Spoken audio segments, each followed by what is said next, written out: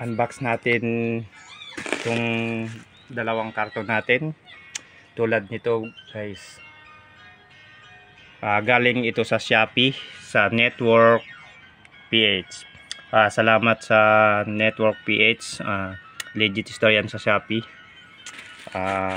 Itong karton na to dalawang piraso na ganyan, at kaya bali 4 pang 5 to. Pero ito sa ibang store yan, na review ko na yan kanina, kaya ito i-unbox natin.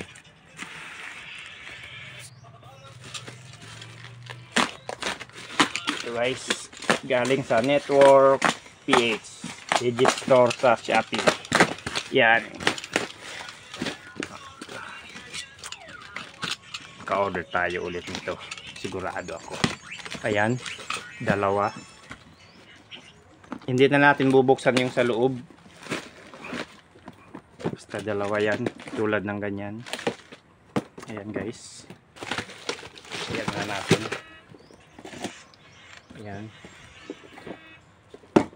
Tapos ito na naman, galing din to sa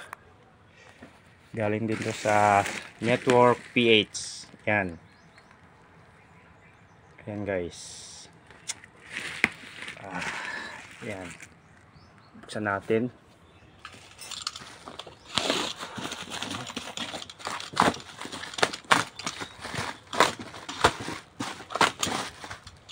Ayan.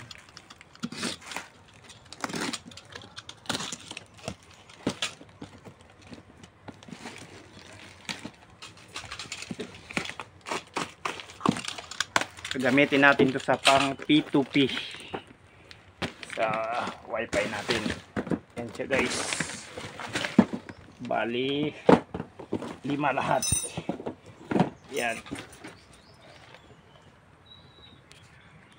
Yan siya guys, salamat.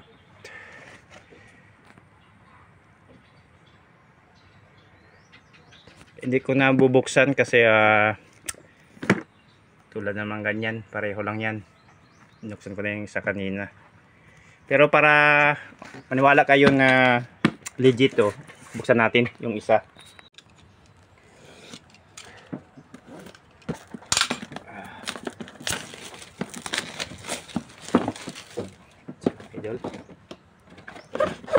Ayan, manual, mga accessories niya, AC cord, at saka yung disc nya.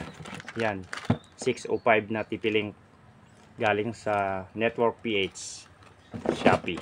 Yan.